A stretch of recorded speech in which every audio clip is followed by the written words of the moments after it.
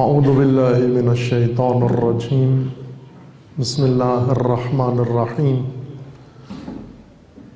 الحمدللہ والصلاة والسلام علی رسول اللہ وآلہ آل اللہ واللعنۃ الدائمۃ علی اعدائہم اعداء اللہ من یوم عداوتہم الی یوم لقاء اللہ اما بعد فقال اللہ تبارک و تعالی فی کتابہ المجید و فرقانہ الحمید اعوذ باللہ من الشیطان الرجیم لقد من اللہ علی المؤمنین اذ بعث فیہم رسولا من انفسہم یتلو علیہم آیاتہ ویزکیہم ویعلمہم الکتاب والحکمہ وإن كانوا من قبل لفی ضلال مبین صدق اللہ العلی العظیم۔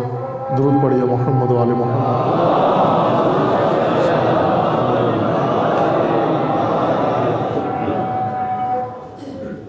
خداوند تبارک و تعالیٰ کی بارگاہ میں شکر گزار ہیں اس عظیم توفیق پر جو اس شہر بکر میں اور اس مہد علم و دانش اور مرکز علوم اہل بیت علیہ السلام میں جامعہ امام مہدی علیہ السلام میں اور آپ مومنین کرام کی خدمت میں اور آپ کی زیارت کی صورت میں جو سعادت نصیب ہوئی ہے، دعا گو ہیں بارگاہ الہی میں کہ خداوند تبارک و تعالیٰ توفیق عنایت فرمائے تاکہ اس بے دست آمدہ فرصت سے ہم بخوبی بہرہ مند ہو سکیں۔ ایک طالب علم کے لیے بہت بڑی سعادت ہے کہ ایک علمی مرکز میں مومنین و طلاب علوم و علماء اسلام و علماء محترم کی موجودگی میں اور ان کی خدمت میں حاضر ہوں اور چند گزارشات آپ کی خدمت میں پیش کی جائیں۔ وقت محدود ہے اور مجھے اندازہ ہے کہ آپ صبح سے سماعت فرما رہے ہیں، یہ تو نہیں کہوں گا کہ خستہ ہیں، تھکے ہوئے ہیں، لیکن صبح سے باہر کے یا شاید کل سے سماعت فرما رہے ہیں آپ علماء کرام کے عالمانہ و دانشمندانہ عرائض۔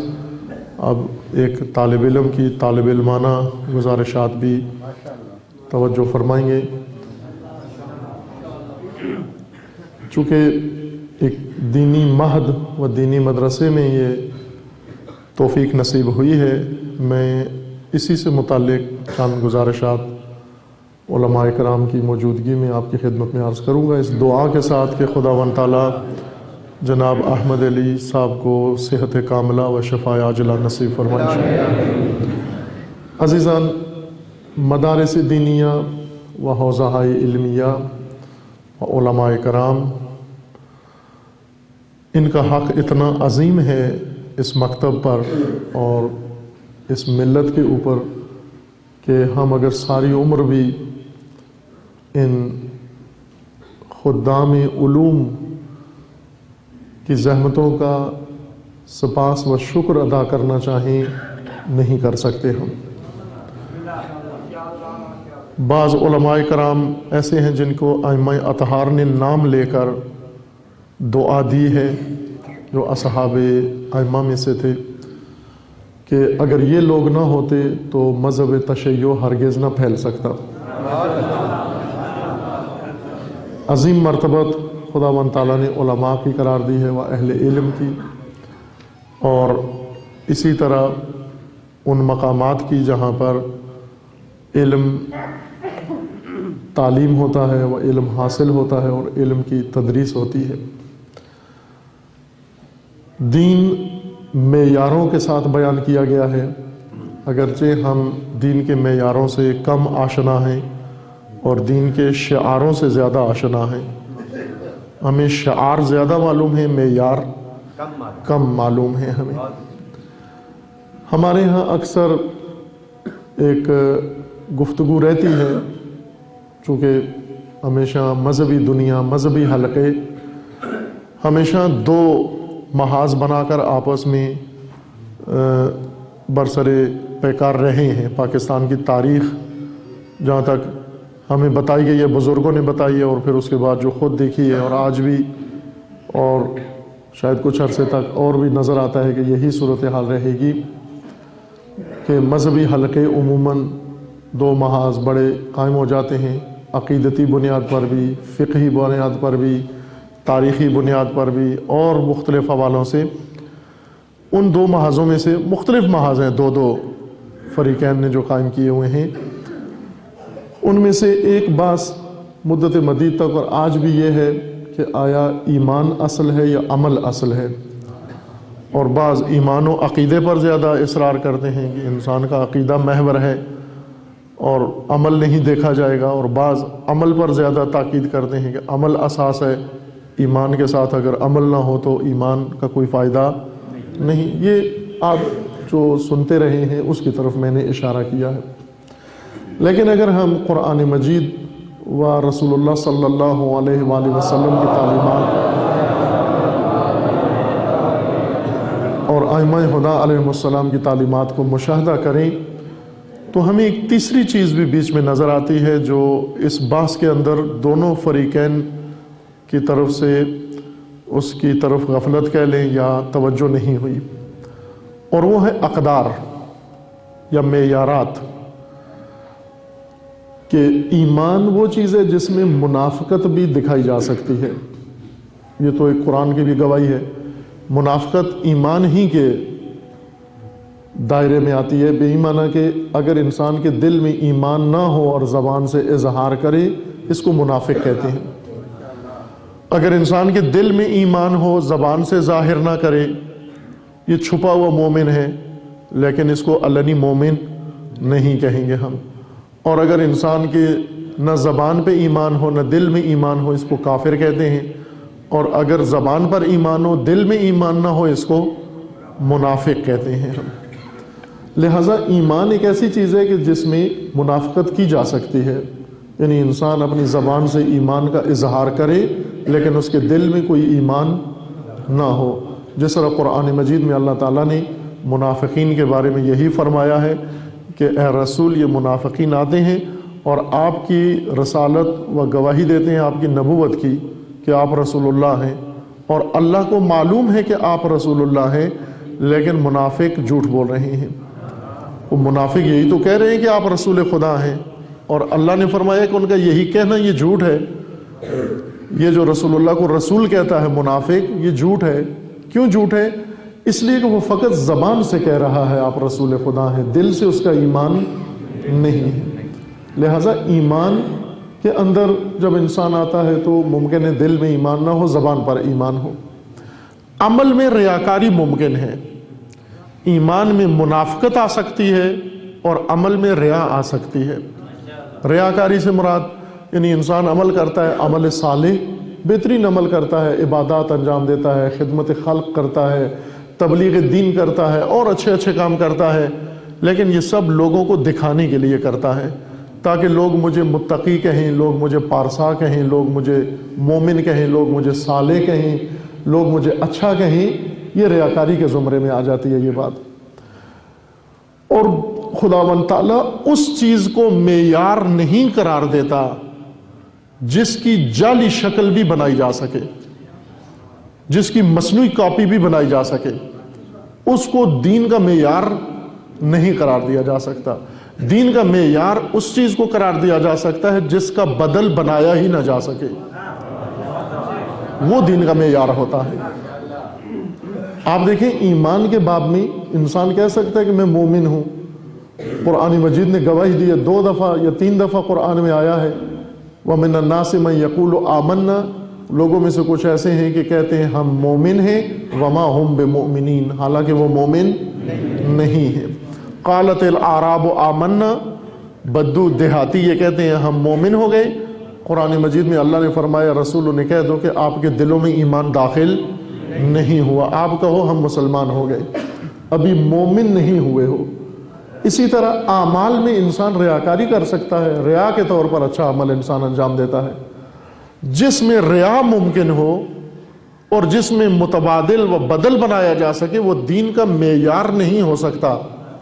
دین کا معیار وہ اللہ نے بنایا ہے جس میں اس کی بدلی کاپی بنائی ہی نہیں جا سکتی، اس کو جعلی کام کیا ہی نہیں جا سکتا، اور وہ ہیں اقدار دین، دینی ویلیوز ہیں، دینی قدریں ہیں۔ ان دینی قدروں کو در حقیقت بنیاد قرار دیا ہے دین نے۔ جب انسان کو تولا جائے گا، اس کے ایمان کو جب تولا جائے گا تو قدروں کے ساتھ تولا جائے گا، اس کے عمل کو جب تولا جائے گا تو قدروں کے ساتھ تولا جائے گا کہ ان اعمال کے قدریں کتنی تھیں، اس ایمان کی قدریں کتنی تھیں، اس ایمان کے ہمراہ آیا اقدار موجود تھی یا موجود نہیں تھی۔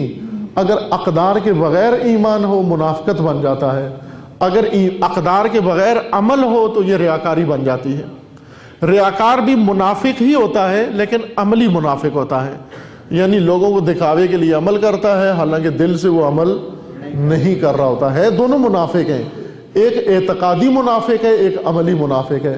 اس لیے خداوند تبارک و تعالیٰ نے اقدار کو میزان قرار دیا۔ اقدار سے مراد وہ چیزیں ہیں جن سے انسان کی قدر و قیمت بڑھتی ہے، جن کی وجہ سے انسان قیمتی انسان بن جاتا ہے۔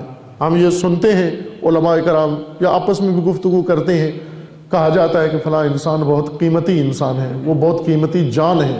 قیمت انسان میں اقدار کی وجہ سے آتی ہے۔ توجہ فرمائیے، اب ہم جتنا بھی ایمان کی تاکید کریں اور جتنا بھی عمل کی تاکید کریں، وہ گروہ جو ایمان پہ تاکید کرتا ہے اور وہ جو عمل پہ تاکید کرتا ہے، اپنے عمل اور اپنے ایمان کے ہمراہ اگر اقدار اور قدریں نہ لے کے گئے، نہ یہ ایمان قبول کیا جائے گا، نہ یہ عمل صالح قبول کیا جائے گا، اگر ان کے اندر یہ اقدار موجود نہ ہوں۔ قدریں عزیز من ضروری ہیں۔ مومن اقدار کے ساتھ مومن بنتا ہے۔ اقدار میں وہ صفات ہیں عالیہ انسان کے اندر جن کی وجہ، جیسے عفیف ہونا، پاک دامن ہونا، عدالت اقدار میں سے ہے، شجاعت اقدار میں سے ہے، عفت اقدار میں سے ہے، صداقت اقدار میں سے ہے۔ یہ قدریں ہیں جو خداوند تبارک و تعالیٰ نے مقرر کی ہیں کہ ایمان اور عمل کا نتیجہ یہ اقدار ہے۔ آج مذہبی معاشرے کی مشکل یہ نہیں کہ ایمان نہیں ہے، ایمان ہے، ایمان پرثمر نہیں ہے، اور عمل بھی ہے لیکن عمل پرثمر نہیں ہے۔ ایسا ایمان ہے جس نے قدروں کا پھل نہیں دیا، اور ایسے عمل ہیں جن کا پھل قدروں کی شکل میں ہی سامنے نہیں آیا۔ ایمان ہے ساتھ کینہ بھی ہے، ایمان ہے ساتھ نفرت بھی ہے، ایمان ہے ساتھ جھوٹ بھی ہے، ایمان ہے ساتھ اور منفی قدریں بھی موجود ہیں، انسان کے اندر موجود ہیں۔ علم اقدار کی ماں ہے، تمام قدریں علم سے پھوٹتی ہیں۔ علم اقدار کی ماں ہے۔ علم اس لیے اہمیت اس کی قرار دی گئی ہے کہ علم سے ساری قدریں جنم لیتی ہیں۔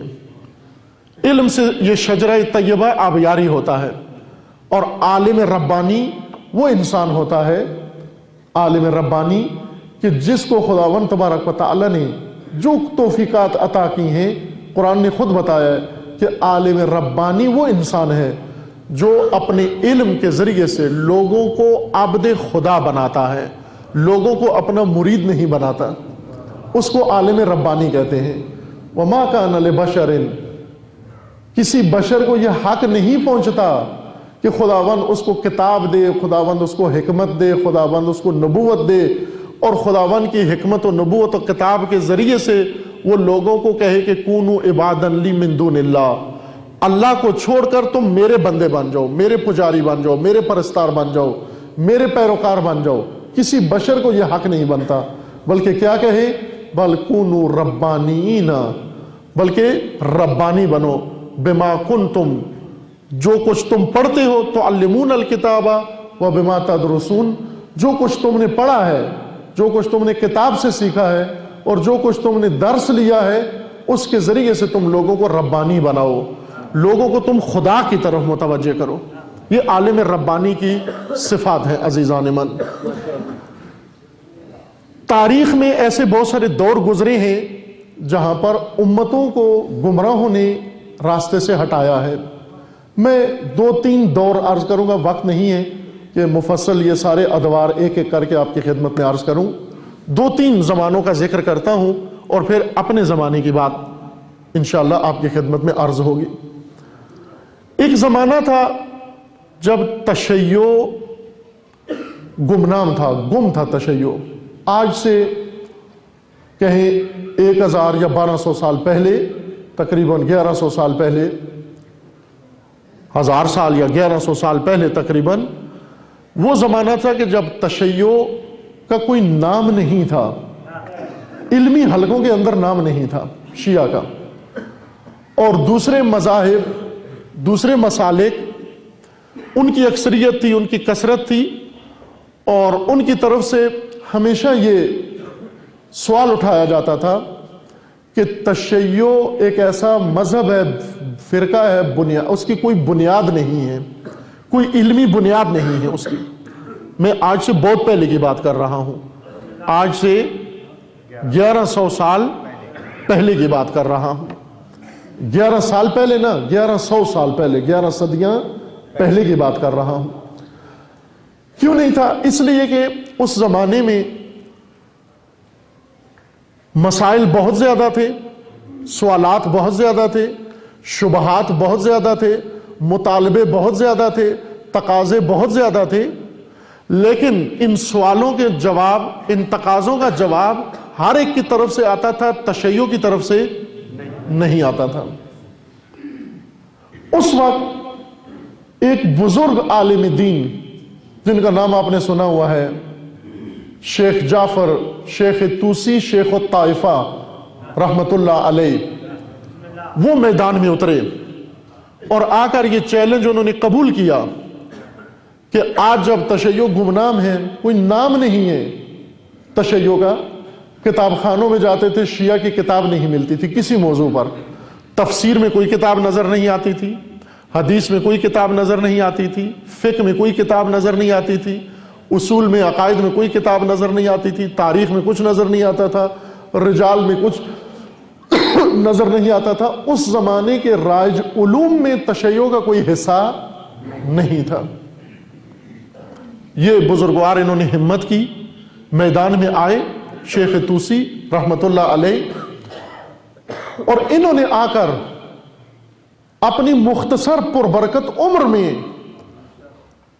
تشیع کے جو منابع تھے، یعنی قرآن، رسول اللہ صلی اللہ علیہ وآلہ وسلم کی تعلیمات اور ائمہ ہدی علیہ السلام کے تعلیمات و اصول و سیرت، ان منابع سے یہ تمام علوم اس شیخ توسی نے نکالے، اور نکال کر اعلیٰ سطح تک، اجتہادی سطح تک، فقاہتی سطح تک ان علوم کو تدوین کر کے اس زمانے میں ان لوگوں کے سامنے رکھا، اور اب کہا کہ بتاؤ کہ تشیع کو گمنام سمجھنے والے یا تشیع کو بے بنیاد سمجھنے والے، اب آؤ تشیع کی بنیادوں کا مطالعہ کرو اور تم جواب دو کہ آیا تشیع کی سطح کی بنیاد کسی اور کے پاس موجود ہے یا موجود نہیں ہے. ایک شخص نے، ایک فرد نے مقابلے میں تمام مسلک، بڑے بڑے فقہا، بڑے بڑے علماء، بڑے بڑے مدرسے، بڑے بڑے محدثین موجود تھے اس زمانے میں، اور ادھر سے ایک شخصیت نے تشیع کو پیش کیا، سمجھایا، چونکہ تشیع ان منابع کے اندر تھا، ان منابع سے نکال کر اس کو علمی شکل، کتابی شکل اور درسی شکل نہیں دی گئی تھی. علماء حدیثیں ہی نقل کرتے تھے. مثلا شیخ صدوق، پہلے شیخ توسی سے پہلے شیخ صدوق موجود تھے. شیخ صدوق نے بہت عظیم کارنامے انجام دیے، لیکن ان کے سارے کارنامے یہ تھے کہ امام علیہ السلام کی حدیث لے کر حدیثی لوگوں کے سامنے پیش کر دیتے. لیکن شیخ توسی نے امام کی حدیث سے 100 علم دریافت کر کے لوگوں کے سامنے پیش کیے. قرآن سے 100 علم نکال کر لوگوں کے سامنے پیش کیے، اور اس وقت تسلیم کیا کہ تشیع جیسا عظیم و غنی منبع کسی کے پاس موجود نہیں ہے. اور یہ تشیع کا ستون بن گئے، رکن بن گئے. آج بھی تمام علماء یہ کلام و یہ سخن شیخ توسی کے سامنے سارے تسلیم ہیں. سب شیخ توسی کے سامنے تعظیم کرتے ہیں، سب شیخ توسی کو تحسین کرتے ہیں. یہ وہ شخصیت ہے جس نے اس بحرانی دنوں کے اندر تشیع کو ثابت کروایا ایک فرد واحد نے پوری دنیا سے، مخالفین سے ثابت کروایا، یہ نہیں کہ شیعوں کو تشیع سمجھایا، مخالفین سے قبول کروایا کہ تشیع کی علمی طاقت اور تشیع کی کتابی طاقت و تشیع کی نظریاتی و فکری طاقت کسی سے کم نہیں بلکہ دوسروں سے بہت زیادہ ہے۔ آپ دیکھیں شیخ طوسی نے دعا کی کتاب لکھی، مناجات کی کتاب لکھی، عبادتوں پہ کتاب لکھی، اختلافی مسائل پہ کتاب لکھی، اشتراکی مسائل پہ کتاب لکھی، اصول دین پہ کتاب لکھی، اصول فقہ میں کتاب لکھی، فقہ کے ہر باب میں کتاب لکھی، رجال پہ کتاب لکھی، حدیث میں 2 عظیم کتابیں جو کتب اربع میں سے شیخ طوسی نے لکھی، اور تفسیر میں کتاب لکھی عظیم الشان۔ آج بھی شیخ طوسی کی کتاب تفسیر 1000 سال یا 1100 سال گزر چکے ہیں، لیکن اس تفسیر نے اپنی حیثیت ابھی تک باقی و برقرار رکھی ہوئی ہے۔ عرصے تک جو بعد میں علماء آئے وہ علماء قدردان علماء تھے۔ عزیز من، ہمیشہ ہمیں قدردان ہونا چاہیے۔ ناقدری انسان کو دین سے دور کر دیتی ہے۔ اگر انسان ناقدرہ ہو جائے، اللہ کی نعمتوں کی قدر نہیں جانتا، رسول کی رسالت کی قدر نہیں جانتا، رسول کی رسالت کی قدر نہ جاننے سے وہ اجر جو رسول نے رسالت کا مانگا ہے وہ ادا نہیں کرتا، بے قدرہ ہو جاتا ہے۔ رسول اللہ نے اپنی رسالت کا اجر کیا مانگا؟ اپنی اہل بیت و اپنی ذریت سے مودت و محبت مانگی، اور کچھ بھی نہیں مانگا کہ میرے اقربا سے، میرے قربا سے محبت کرو تم۔ لیکن قدردان لوگ ہی محبت کرتے ہیں، جن کو قدر نہ ہو وہ یہ اجر عطا نہیں کرتے۔ لیکن بعد میں جو فقہا آئے شیخ طوسی کے، وہ اپنی جگہ پر بڑے عظیم فقہا تھے۔ مثلا علامہ ہلی بہت عظیم الشان فقی تھے، اور علامہ ہلی سے پہلے شیخ طوسی اور علامہ ہلی کے درمیان بہت عظیم انسان آئے۔ یہ سب کے سب فخر محسوس کرتے تھے اپنے آپ کو شیخ طوسی کا شاگرد کہنے میں، کہ ہم شیخ طوسی کے شاگرد ہیں۔ سب سے بڑا فخر ان کو یہ ہوتا تھا کہ یا ہم شیخ طوسی کے شاگرد ہیں یا شیخ طوسی کے شاگردوں کے شاگرد ہیں۔ اپنے ضمیر کو زندہ ثابت کرنے کے لیے انہیں یہ کہنا پڑتا تھا شیخ طوسی کی قدردانی کرنا ضروری تھی۔ جو شیخ طوسی کا قدردان نہیں ہوتا تھا وہ در حقیقت تشیع کا حق ادا نہیں کر رہا تھا۔ کیوں کہ شیخ طوسی نے تشیع کو نکالا فراموش خانے سے اور دنیا کے سامنے اس کو پیش کیا اور منوایا۔ یہ ایک شخصیت کا نام ہے۔ اس کے بعد پھر شیخ طوسی کے آنے کے بعد ایک زمانہ پھر طولانی گزرا، تقریباً چند صدیاں گزری، جب پھر تشیع کے اندر ایک اور بحران پیدا ہوا، فکری اور نظریاتی بحران۔ وہ میں بیچ والا عرصہ چھوڑ رہا ہوں وقت کی کمی کی وجہ سے۔ ان صدیوں میں کیا ہوا اس کو چھوڑ کر ایک اور اہم زمانے میں ایک عظیم بحران پیدا ہوا۔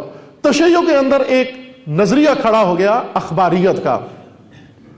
اخباریت وہ مسلک ہے جس طرح اہل حدیث ہیں اہل سنت کے اندر، تقریباً مشابہ کہہ لیں ان کے، یہ اجتہاد کے قائل نہیں ہے۔ اخباری مسلک لوگ اجتہاد کے قائل نہیں ہے۔ ان کا یہ کہنا ہے کہ قرآن مجید میں معاذ اللہ تحریف ہوئی ہے، قرآن مجید میں کوئی تحریف نہیں ہوئی۔ یہ تمام مسلمین کا اجماعی فیصلہ ہے، علماء کا، شیعہ و سنی کا، کہ قرآن میں تحریف نہیں ہوئی۔ قرآن کے الفاظ میں، قرآن کی آیات میں، قرآن کی ترتیب میں کسی لحاظ سے بھی کوئی تحریف، وہی جو کچھ رسول اللہ نے مدون کر کے ترتیب دے کے چھوڑا تھا وہی قرآن آج تک ہمارے پاس موجود ہے۔ لیکن ان لوگوں کا، اخباریوں کا یہ کہنا تھا کہ قرآن مجید میں تحریف ہوئی ہے، لہذا ہم قرآن پر عمل نہیں کر سکتے۔ یہ اخباریوں کے شبہ پیش آ گیا تھا۔ اسی طرح عقل پر بھی ہم عمل نہیں کر سکتے، اسی طرح اور بنا پہ بھی انہوں نے چھوڑ دیے، لہذا انہوں نے کہا کہ فقط ہمارے پاس رہ جاتی ہیں روایات اور حدیثیں، ہم صرف حدیث پر عمل کریں گے۔ جو حدیثیں ائمہ سے آئی ہیں اصول کافی پر عمل کریں گے، دیگر کتابوں پر، حدیث کی کتابوں پر عمل کریں گے، لیکن باقی کسی چیز کو ہم قبول۔ خوب، یہ ایسا فرقہ تھا، ایسا نظریہ تھا، اس نے تشیع کی بنیادیں ہلا دیں، اور 100 سال سے زیادہ تک یہ لوگ آئے نجف اور کربلا میں اور بڑے بڑے حوضوں کے اندر، اخباری بزرگان آئے اور انہوں نے آ کر مجتہدین کے خلاف جو اجتہاد کے قائل تھے، جو حدیث سے اور قرآن و سنت سے اجتہاد کر کے فتویٰ دیتے تھے، ان کے خلاف انہوں نے فتاویٰ دیے اور انہیں کنڈم کیا اور انہیں مذمت کی ان کی، اور لوگوں کو ان سے دور کیا، اور تشیع مساوی ہو گیا اخباریت کے، اخباری گری کے۔ اخباریت بہت خطرناک فتنہ شروع ہوا تھا۔ جب تشیع اس زد میں آ گیا اندرونی طور پر، شیخ طوسی نے دوسرے باہر والے لوگوں کی زد سے تشیع کو بچایا، دوسروں کی زد سے تشیع کو بچایا۔ دوسروں کا یہ کہنا تھا کہ تشیع کے پاس کہنے کے لیے کچھ بھی نہیں ہے، نہ قرآن کی تفسیر ہے، نہ حدیث ہے، نہ ان کے پاس کوئی عقائد میں، نہ فقہ میں، کسی چیز میں کوئی دکھانے کے لیے کچھ بھی نہیں ہے۔ شیخ طوسی میدان میں اترے اور تنہا یہ کام کیا شیخ طوسی نے۔ شیخ طوسی تنہا ایک امت کا کام کیا۔ ایک امت اتنا کام نہیں کر سکتی جتنا فرد واحد نے یہ کام کیا۔ اور اسی طرح جب اخباریت اندر ایک فتنہ شروع ہوا، اس فتنہ اخباریت سے جان چھڑانے کے لیے ایک اور فقی بزرگوار میدان میں اترے جن کا نام تھا آیت اللہ بیبہانی، وحید بیبہانی، آیت اللہ العظمیٰ وحید بیبہانی، بہت عظیم شخصیت تھی یہ۔ انہوں نے آ کر اس اخباریت کے فتنے کو دبایا اور اس کا علمی جواب دیا اور تشیع کو نجات دی۔ اور پھر اس کے بعد جتنے علماء آئے وہ اپنے فخر کرتے تھے، یعنی مکتب وحید بیبہانی کو انہوں نے زندہ رکھا اور ان پر عمل کرتے رہے، اور تشیع کو اخباریت سے انہوں نے بچا لیا۔ یہ دوسرا بڑا دور تھا جو آیا، اور ایک اور مجاہد انسان جس نے اپنے علم کے ذریعے سے اور اپنی جہاد علمی کے ذریعے سے تشیع کو دوبارہ نجات دی۔ شیخ طوسی کے بعد جناب وحید بیبہانی نے نجات دی۔ عزیزان، میں نے عرض کیا کہ صرف یہ ایک دو دور آپ کی خدمت میں اشارہ کرنے تھے۔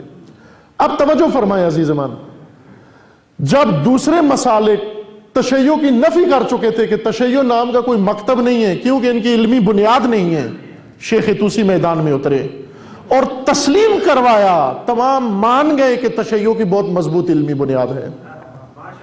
اس وجہ سے بعد میں صدیوں تک علماء شاگرد شیخ طوسی رہے اور شیخ طوسی کی راہ کو زندہ رکھا، چونکہ شیخ طوسی نے تشیع کو زندہ کیا تھا۔ لہذا شیخ طوسی کی قدردانی اسلام کی قدردانی تھی، شیخ طوسی کی قدردانی در حقیقت تشیع کی قدردانی تھی، شیخ طوسی کی قدردانی ائمہ اطہار کی زحمتوں کی قدردانی تھی در حقیقت۔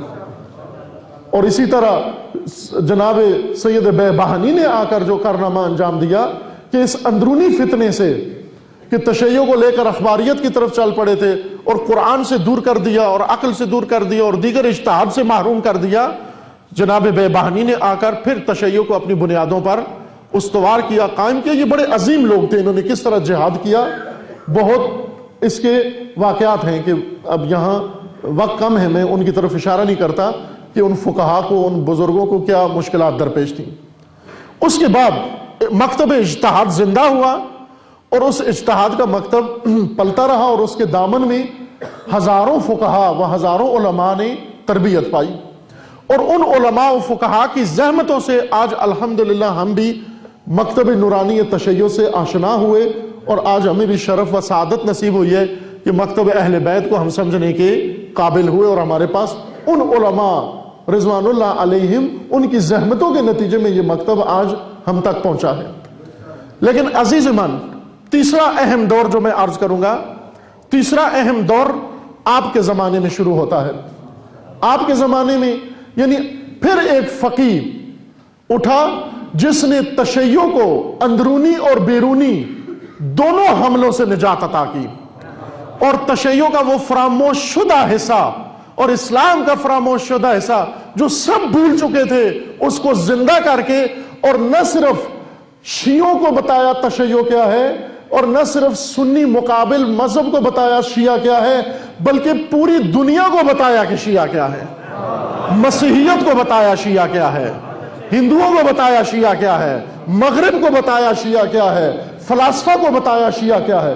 اور آج کے ٹیکنالوجی کے زمانے میں، آج کے سائنس کے زمانے میں، آج جب ساری دنیا اتفاق کر چکی تھی کہ سائنس اور ٹیکنالوجی کے ہوتے ہوئے مذہب کی ضرورت نہیں ہیں، اور تمام مسالک اپنے اپنے مذہبی پرچم اتار چکے تھے ٹیکنالوجی کے سامنے، سائنس کے سامنے گردنیں جھکا چکے تھے، اس وقت مکتب امام صادق کا ایک اور مجاہد نسل رسول اللہ سے پیدا ہوا، یعنی خمینی کبیر، اور اس نے آ کر تشیع کی خالص تعلیمات کو نکال کر دنیا کو بتا دیا کہ تمہاری ٹیکنالوجی کے مقابلے میں امام صادق کی آئیڈیالوجی آج بھی سر بلند ہے۔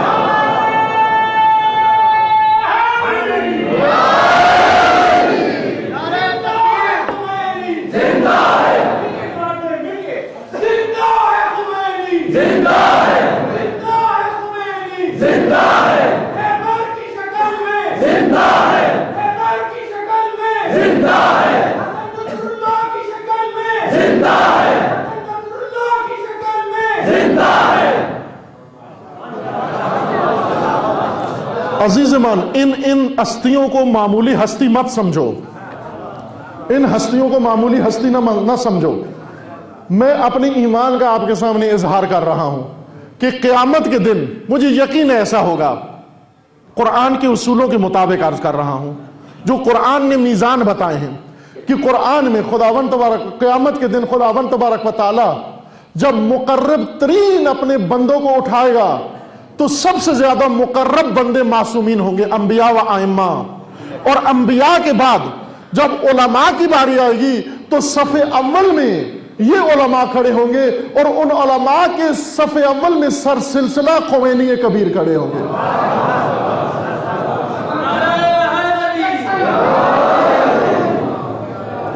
اس لیے کہ وہ کارنامہ انجام دیا، شیخ طوسی نے بہت عظیم کارنامہ انجام دیا رضوان اللہ تعالیٰ علیہ۔ اگر شیخ طوسی نہ ہوتے تشیع وہیں پر ختم ہو جاتا، خدا نخواستہ۔ اگر وحید بے بہانی نہ ہوتے آج ہم سب اخباری ہوتے۔ آج معلوم نہیں آپ کو کیا حالت ہوتی، آپ کے کیا عقائد ہوتے، آپ کا کیا طریقہ کار ہوتا۔ آج کسی کے گھر میں قرآن نہ ہوتا، آج کوئی بھی ایک آیت قرآن نہ پڑھنے والا ہوتا، کم از کم شیعہ قرآن سے محروم ہو جاتا اگر یہ اخباری زیادہ دیر رہتے۔ لیکن سید بے بہانی نے آ کر علم جہاد بلند کیا، تہمتیں سنی، بہتان سنے، کفر کے فتوے سنے، سب کچھ سنا، لیکن اپنی ہمت سے مکتب اجتہاد کو زندہ کر کے تشیع کو دوام عطا کر دیا۔ اور شیخ طوسی اور سید بے بہانی اور ان جیسے ہزاروں فقہا کی زحمتوں کو نتیجے اور ثمر تک پہنچانے والے امام خمینی تھے۔ انہوں نے آج اس زمانے میں، آج کے اس زمانے میں آ کر تشیع کو زندہ کیا۔ عزیزمان، اب جس طرح صدیوں تک مدرسے شیخ طوسی کی کتابوں کو نصاب بنا کر پڑھاتے رہے، اور حق بھی یہی بنتا تھا، شیخ طوسی کے بعد کوئی ایسا مدرسہ نہیں تھا جس مدرسے کے اندر شیخ طوسی کی کتاب نہ پڑھائی جاتی ہو۔ اگر نہیں پڑھائی جاتی تھی تو اس کا مطلب ہے کہ شیعوں کا مدرسہ نہیں ہے۔ شیعہ مدرسہ ہونے کی علامت یہ تھی کہ اس میں شیخ طوسی کی کتاب پڑھائی جاتی ہے۔ لہذا علامہ ہلی شیخ طوسی کی کتابیں پڑھاتے تھے، ابن ہدری سے ہلی شیخ طوسی کی کتابیں پڑھاتے تھے، محقق ہلی شیخ طوسی کی کتابیں پڑھاتے تھے، محقق فخر الدین علامہ شیخ طوسی کی کتابیں پڑھاتے تھے، اور ان کے درمیان سینکڑوں فقہا شیخ طوسی کی کتابیں پڑھا کے فقیہ بن گئے۔ اور پھر جب سید بے بہانی آئے، سید بے بہانی نے آ کر مکتب اخباریت کو ختم کیا اور سلسلہ اجتہاد کو دوبارہ زندہ کیا، اس پربرکت شجرے کو دوبارہ زندہ کیا، تو تمام مدارس حوزہائے علمیہ میں، نجف میں، کربلا میں، مشہد میں، اصفہان میں، قم میں اور دیگر حوزوں میں، سب کے اندر سید بے بہانی کی کتابیں پڑھائی جاتی تھیں۔ اگر سید بے بہانی کی کتابیں نہیں پڑھائی جاتی تھیں تو اس کا مطلب ہے یہ تشیع کا مدرسہ نہیں تھا۔ عزیزمان، کیوں اس لیے پڑھائی جاتی تھی کہ شیخ طوسی نے جو کچھ لکھا وہ تشیع حقیقی لکھا، سید بے بہانی نے جو کچھ لکھا وہ تشیع حقیقی لکھا، اور قدردانی یہ ہے کہ جب انہوں نے تشیع کو نجات دی تو نجات دہندہ کی کتاب کو ہم اپنے مدرسے کا نصاب بنا دیں۔ آج اگر یہی کام آج کے زمانے میں ہوا ہے، آج بھی فراموش شدہ اسلام کو زندہ کرنے والی ہستی اور تشیع، وہ تشیع جو چھپا ہوا تشیع تھا، وہ تشیع جو ڈرا ہوا تھا، سہما ہوا تھا، خوفزدہ تشیع تھا، اس تشیع کو امام نے نکال کر اس کا پرچم بلند کیا، نہ صرف مذاہب اسلام کے اندر اس کا پرچم سب سے اونچا کر دیا، بلکہ مذاہب عالم کے اندر اس کا پرچم سب سے بلند کر دیا، بلکہ علم و ٹیکنالوجی کے پرچم سے اس کا پرچم زیادہ بلند کر دیا، اور اتنا بلند کر دیا کہ آج آپ دیکھیں پوری دنیا، آج خبریں سنیں آپ، کوئی بھی بلٹن خبر کا کسی بھی ٹی وی چینل کا سنیں، صرف ایک خبر سر فہرست آپ کو ملے گی۔ کیا خبر ملی ہے؟ کہ انقلاب اسلامی کا محاصرہ ہو گیا، پابندیاں لگا دی، بائیکاٹ کر دیا، کوئی آنے نہیں دے رہا، کوئی جانے نہیں دے رہا، تجارت پہ پابندی لگا دی، سب کچھ، ساری دنیا کو کاٹ دیا انقلاب سے، عربوں کو کاٹ دیا، مسلمانوں کو کاٹ دیا، مشرق کو کاٹ دیا، مغرب کو کاٹ دیا، سب کو کاٹ کے بالکل نہتا و تنہا کر دیا، بالکل نہتا و تنہا کر دیا۔ وہ قوم جس کے اندر مہنگائی آسمان تک جا پہنچی ہے، لیکن اس کے باوجود اس قوم نے پرچم ولایت کو گرنے نہیں دیا۔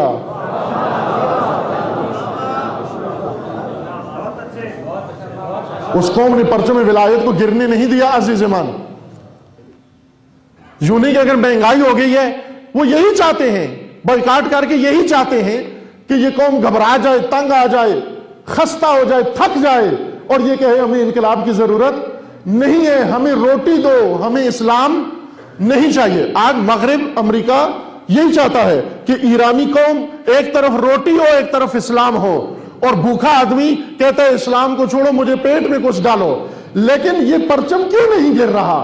اس لیے کہ یہ پرچم کربلا سے اٹھا تھا، اور کربلا کا پرچم ان لوگوں نے نہیں اٹھایا تھا جن کے پیٹ بھرے ہوئے تھے، ان لوگوں نے اٹھایا جو پیاسے بھی تھے اور بھوکے بھی تھے۔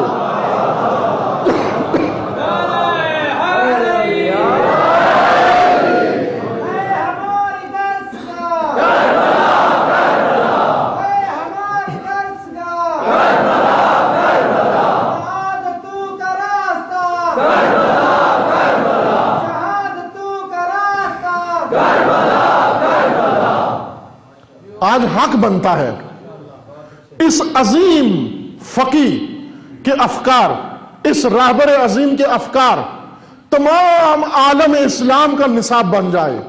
سنی بھی خمینی کے افکار پڑھائیں، شیعہ بھی سب خمینی کے افکار پڑھائیں، اور جب خمینی، امام خمینی کے افکار نصاب بن جائیں گے ہر افق میں عزیز من، صرف آج دیکھو لبنان میں ایک سید نے امام خمینی کا نصاب پڑھا، اور نصاب پڑھ کر اپنی امت کو بیدار کیا، اور چند ہزار شیعہ پوری اسرائیل کے مقابلے میں ڈٹ گئے، یہودیت کے مقابلے میں ڈٹ گئے، سیونزم کے مقابلے میں ڈٹ گئے۔ آج سب مل کر حزب اللہ کو ختم کرنا چاہتے ہیں، لیکن حزب اللہ کو ختم نہیں کر سکتے، خود عاجز آ گئے ہیں۔ وہ اسرائیل جس نے تمام عرب ملکوں کو ذلیل کر دیا تھا، وہ چند ہزار شیعوں کے مقابلے میں عاجز آ گیا ہے۔ یہ کون سا شیعہ ہے؟ لبنان میں کون سا شیعہ ہے؟ یہ وہ شیعہ ہے جس نے خمینی کے افکار کو نصاب کے طور پر پڑھ لیا ہے، اور خمینی کے افکار میں نصاب میں پہلی سطر ہی یہی لکھی ہوئی ہے کہ عزت اللہ کے لیے ہے، عزت رسول کے لیے ہے، وہ عزت مومنین کے لیے ہے۔ مومن عزیز ہو تو زندہ رہتا ہے، اگر عزت نہ ملے مر جانے کو ترجیح دیتا ہے۔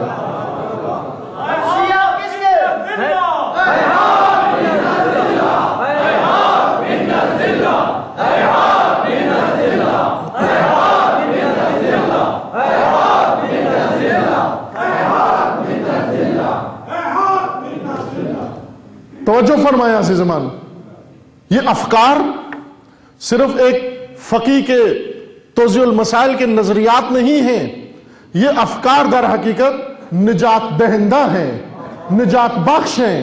ان کے ذریعے سے امتوں کو نجات ملنی ہے، ان کے ذریعے سے تشیع کو نجات ملنی ہے، ان کے ذریعے سے اسلام کو سربلندی ملنی ہے، ان کے ذریعے سے مکتب تشیع کو سربلندی ملنی ہے، سرفرازی ملنی ہے۔ یہ افکار آج کے علماء، آج کے فقہا، جس طرح شیخ توسی کو پڑھاتے تھے، شیخ توسی کے بعد کے فقہا، جس طرح سید بہبہانی کے افکار نصاب بن گئے، وہ فقہا درس خارج دیتے تھے، فقہا درس خارج دیتے تھے سید بہبہانی کے افکار کے اوپر۔ آج کے فقہا کا وظیفہ بھی بنتا ہے، آج کے مجتہدین کا وظیفہ بنتا ہے، آج کے علمی حوزوں کا وظیفہ بنتا ہے، آج کے مدارس دینیہ کا وظیفہ بنتا ہے کہ وہ امام خمینی کے افکار کو پرائمری سطح سے لے کر درس خارج تک امام خمینی کے افکار لوگوں کو پڑھائیں، ان جوانوں کو پڑھائیں، اس ملت کو پڑھائیں۔ امام خمینی کے افکار کیا کرتے ہیں عزیز ایمان؟ امام کے افکار یہ کرتے ہیں جو اقبال نے فرمایا تھا۔ امام کے افکار کیا کرتے ہیں اور دوسروں کے افکار کیا کرتے ہیں؟ دوسروں کے افکار وہ ہیں کہ اگر شیر کو پڑھائے جائیں تو بکری بن جاتا ہے، اور امام خمینی کے افکار وہ ہیں کہ وہ اگر کبوتر کے تن نازک میں ڈالے جائیں تو شاہین سے جا ٹکراتا ہے۔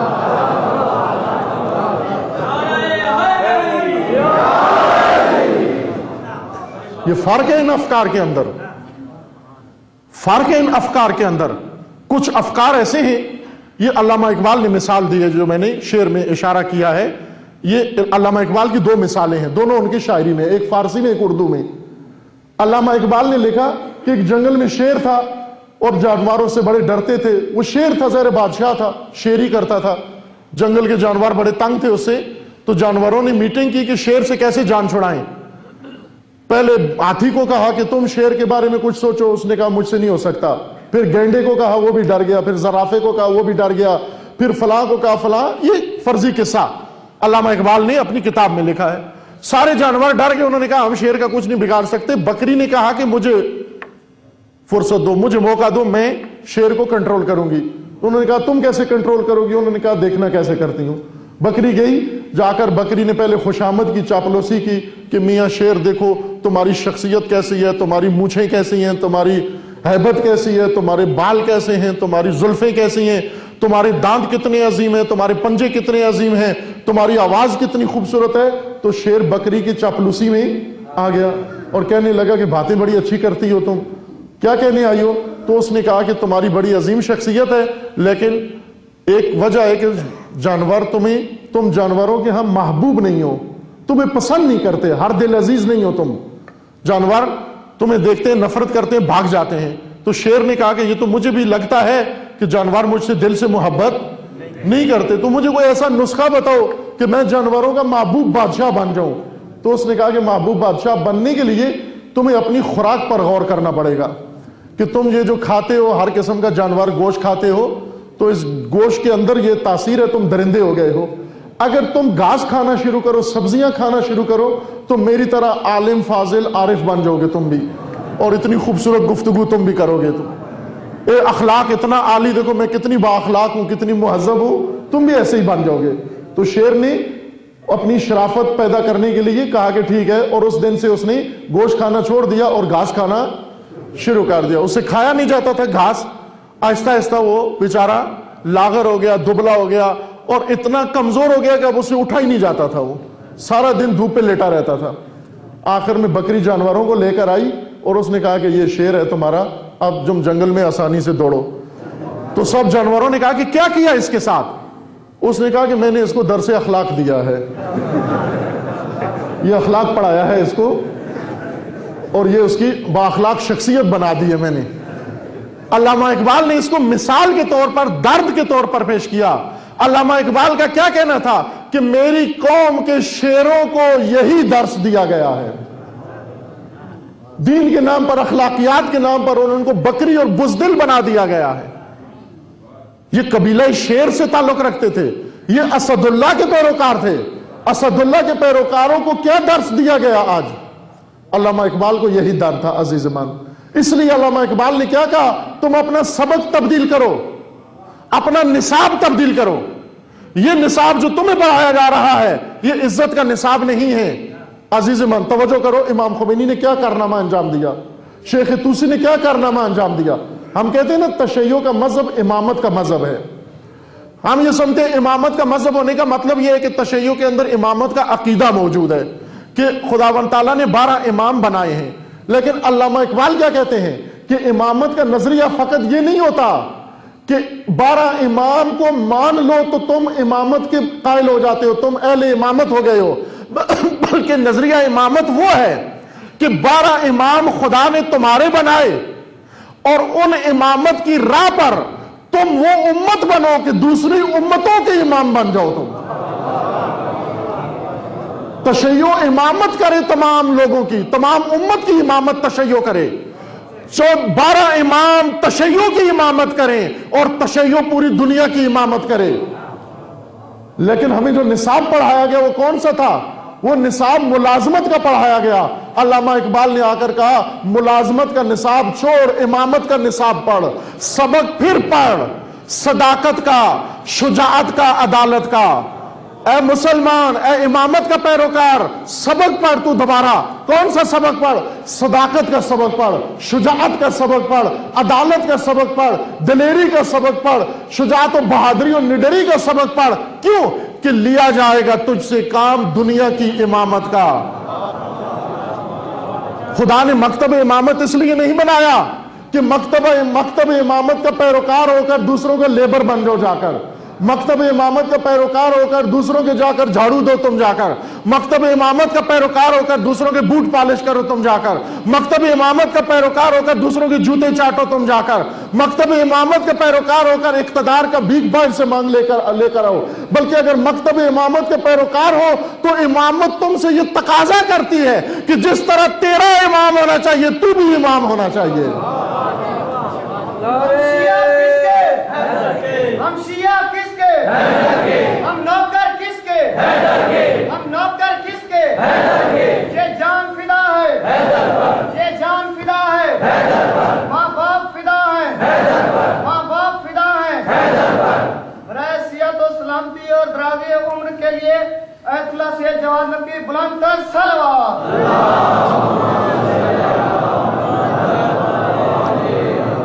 عزیز من، میں ایک چھوٹا سا طالب علم ہوں، آیت اللہ نہیں ہوں. بالکل ایک حقیر سا، ادنا سا ایک طالب علم. شاید طالب علمی کے بھی لائق نہیں ہوں، لیکن چونکہ اب یہ لباس پہن لیا ہے تو دعا کریں اس کا حق ادا کر سکیں انشاءاللہ. توجہ فرمائیے عزیز من. آج پاکستان میں ہم دیکھیں، پاکستان میں تشیع کو زندہ ہونے کی ضرورت ہے. پاکستان میں تشیع کو اپنے پاؤں پر کھڑے ہونے کی ضرورت ہے. آج پاکستان میں بیٹھ کر شیعہ کیا سوچ رہا ہے کہ ہم کس طاغوت کے پیچھے چلیں، کس طاغوت کو ووٹ دیں، کس کے ساتھ الحاق کریں، کس کے ساتھ منسلک ہوں، کس کے ساتھ بیٹھیں. کیوں یہ حالت آ گئی کہ کیا تشیع پہ کیا افتاد پڑی، تشیع پہ کیا آفت پڑی کہ تشیع جس کو خدا نے حسین دیا تھا یہ آج بیٹھ کر اپنے لیے یزید چن رہا ہے. تشیع کو خدا نے حسین دیا تھا، حسین کے ہوتے ہوئے تو ان باتوں میں پڑا ہوئے کس یزید کے ساتھ چلے ہم. حق بنتا ہے تشیع کا، حق بنتا ہے تشیع کا کہ یہ سوچ سوچے. یہ سوچ نہیں سوچنی تھی. آج کیا ہونا چاہیے تھا؟ آج پاکستان میں جو قدم بھی اٹھاتا پاکستانی قوم کو گائیڈ لائن تشیع دیتا. جس طرح آج لبنان میں مسیحی جو بھی کرتا ہے پہلے شیعہ سے رہنمائی لیتا ہے، سنی جو کرنا چاہتا ہے پہلے شیعہ سے رہنمائی لیتا ہے. آج شیعہ لبنان کے اندر لبنان کی بات کر رہا ہوں، لبنان میں مسیحی سب سے زیادہ ہیں، اس کے بعد سنی ہے، اس کے بعد شیعہ ہے. شیعہ سب سے تھوڑے ہیں لبنان کے اندر، جو سب سے تھوڑے ہیں سب کے رہنما بنے ہوئے ہیں. جو سب سے تھوڑے ہیں سب کے رہنما بنے ہوئے ہیں. کیوں رہنما بنے ہیں؟ اس لیے کہ انہوں نے آج یہ باتیں نہیں کی کہ ہم اپنے لبنانی کون سے طاغوت کے ساتھ دیں، ہم حریری کا ساتھ دیں، ہم جملات کا ساتھ دیں، ہم فلاں کا ساتھ دیں. نہ، ہم حسین ابن علی کے پیروکار ہیں. حسین ابن علی کا مسلک کیا ہے؟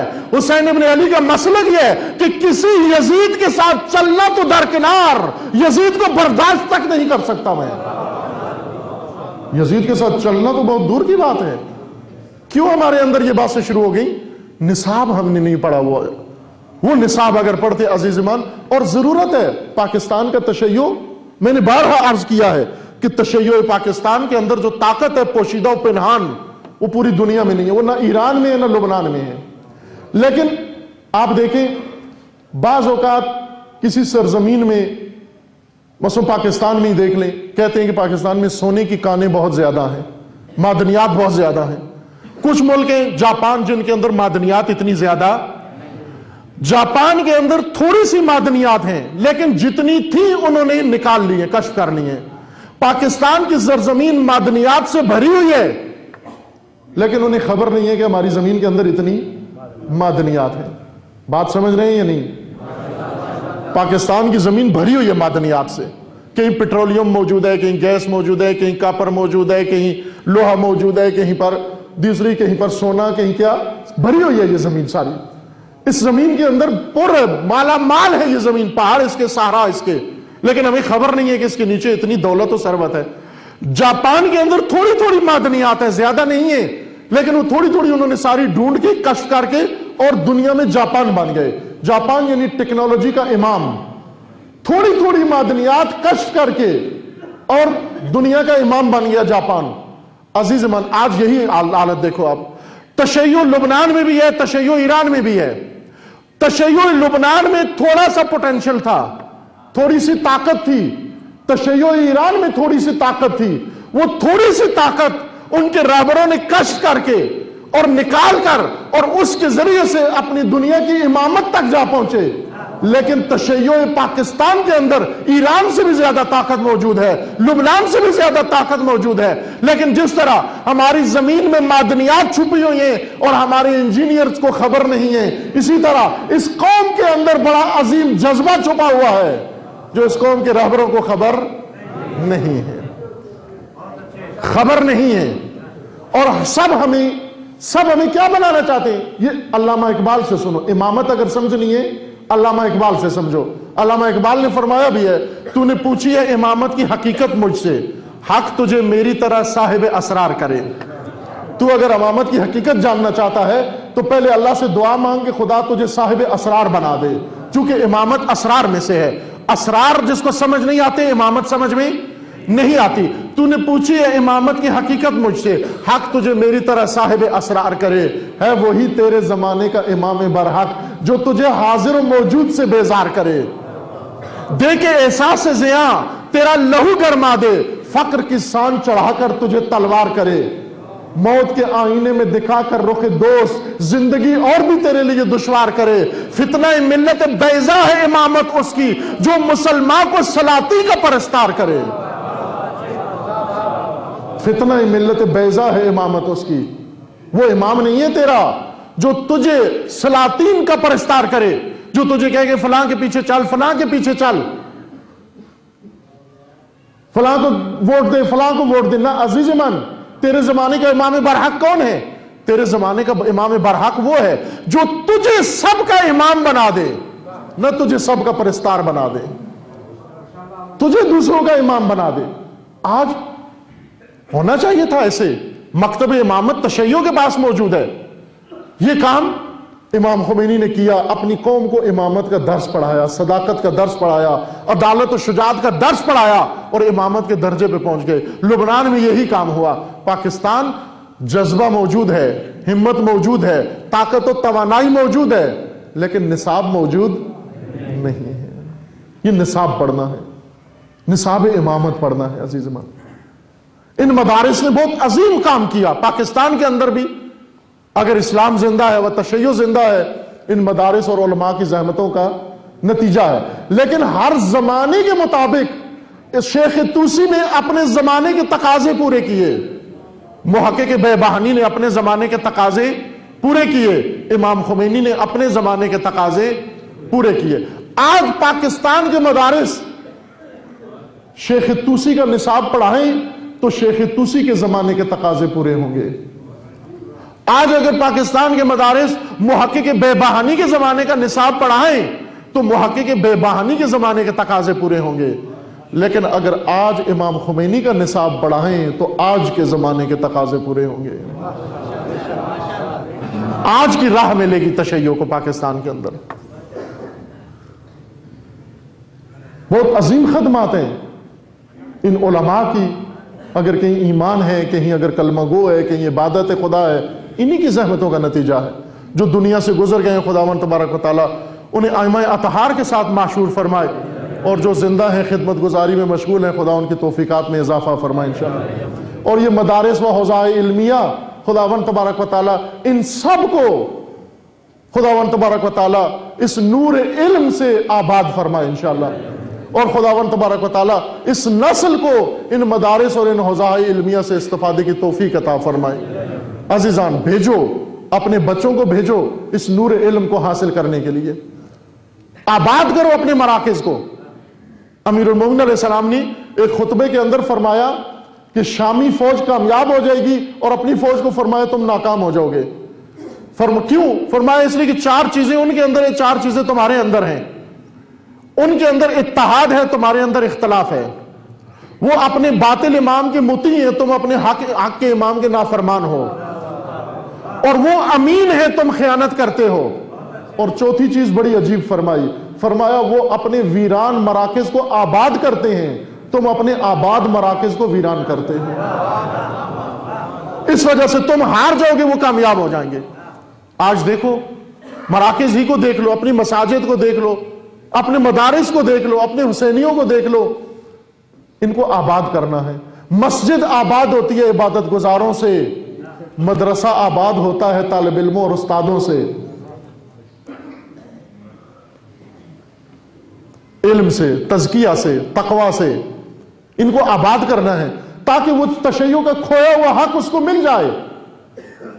تشیع کا کھویا ہوا. آج ہم ایک شکست خوردہ قوم کے طور پر عاجزانہ سوچ سوچتے ہیں. مجھے بہت تعجب ہوتا ہے جب یہ بات سنتا ہوں میں اپنے عزیزوں سے، بڑوں سے اور چھوٹوں سے، سب سے. یقین جانے خنجر کی طرح دل پر، جگر پر یہ بات لگتی ہے جب سوچتے. کیا کہتے ہیں؟ جی ہمیں مل بیٹھنا چاہیے، کسی چیز پر مل بیٹھنا چاہیے، کسی اپنے بچانے کے لیے، اپنا جلوس بچانے کے لیے، اپنی عزاداری بچانے کے لیے، اپنا برم بچانے کے لیے ہمیں مل بیٹھنا چاہیے. یہ جملہ جب سنتے ہیں احساس ہوتا ہے کہ ہم کہاں کھڑے ہوئے ہیں. آج ہم یہ عاجزانہ سوچ ہے. کیا عاجزانہ سوچ ہے کہ دیکھو ہمارا گھر بھی ہم سے جا رہا ہے، ہماری مسجد بھی ہم سے جا رہی ہے، ہمارا مدرسہ بھی ہم سے جا رہا، ہمارا مکتب بھی ہم سے جا رہا ہے، بس کسی طرح جمع ہو، کسی طرح ملو. یہ جو لٹ رہا ہے کچھ نہ کچھ بچا لو اس میں سے.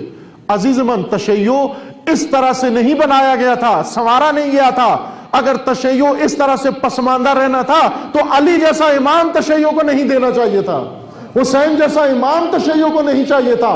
علی اور حسین جیسے امام کا مطلب کیا تھا کہ تشیع نے عاجزانہ سوچ نہیں سوچنی، تشیع نے رہبرانہ سوچ سوچنی ہے. تشیع نے قیادت کرنی ہے. مکتب کیوں نہیں پڑھتے آپ؟ اپنا نصاب کیوں نہیں پڑھتے آپ؟ اپنی امامت کو زندہ کیوں نہیں کرتے آپ؟ فخر کریں خدا نے آپ کو امام خمینی کے زمانے میں پیدا کیا. سید الشہداء دعائے عرفہ میں فخر کرتے ہیں کہ اے پروردگار تیرا شکر ادا کرتا ہوں کہ میری ولادت سے پہلے تو نے اسلام کی حکومت برپا کی ہے، اس پر تیرا شکر ادا کرتا ہوں. عزیز من، شکر ادا کر 1000 دفعہ بارگاہ خدا میں کہ خدا نے آپ کو عصر امام خمینی میں پیدا کیا ہے، عصر انقلاب میں پیدا کیا ہے.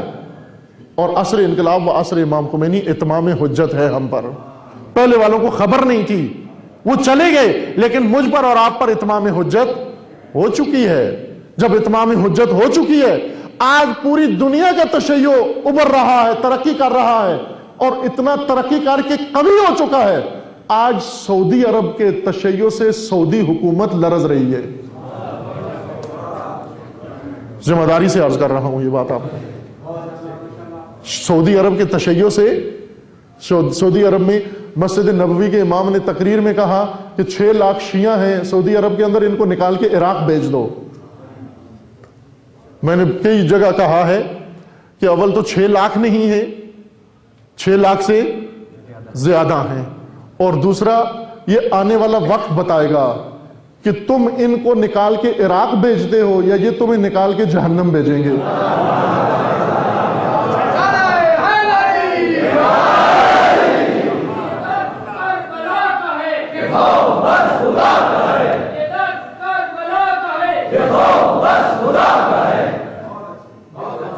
آج لبنان کے تشیع سے آل خلیفہ لرز رہا ہے. آج بحرین کے تشیع سے طاغوت بحرین لرز رہا ہے.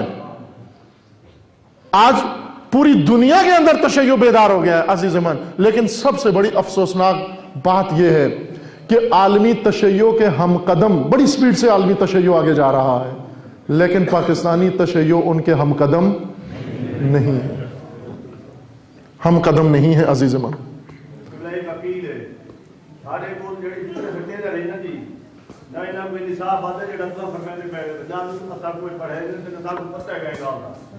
اگر سارے پاکستان میں سید جواد نقوی جائے سٹیلر ہو گئے تو شیعہ وہ ہیں جڑے ایران کی، جڑے لبنان کی، جڑے سعودی عرب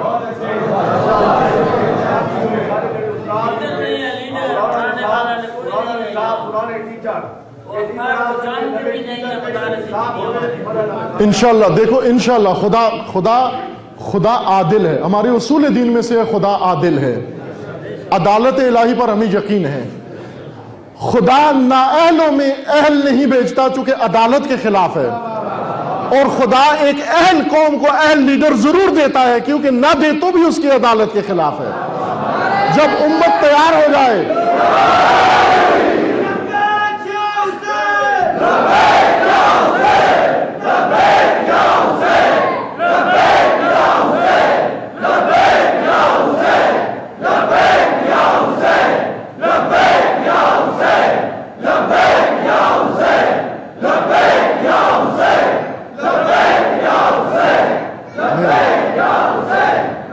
یہ لبیک کہنے کا طریقہ نہیں ہے. ہر نعرہ لگاؤ جو بھی آپ نے خود بنائے ہوئے. کچھ نعرے ہمارے اپنے ہیں, کچھ نعرے ہمارے اپنے ہم نے خود گھڑے ہیں, بنائے ہیں. کچھ نعرے مکتب کے ہیں. لبیک مکتب کا نعرہ ہے, ہمارا اپنا نعرہ نہیں ہے. یہ کسی خطیب کی حوصلہ افزائی کا نعرہ نہیں ہے. یہ نعرہ بارہا میں نے آپ سے کہا ہے, یہ نعرہ سید الشہداء کے استغاثے کا جواب ہے, حلم ناصر کا جواب ہے. حلم ناصر کا جواب. اب دیکھو حلم ناصر کہنے والی کی حالت کیا تھی. آپ اتنے بیٹھے ہوئے ہو اور سب مل کر اس صدا میں لبیک کہہ رہے ہو, جبکہ حسین نے پیاسے گلو سے کہا تھا حلمن.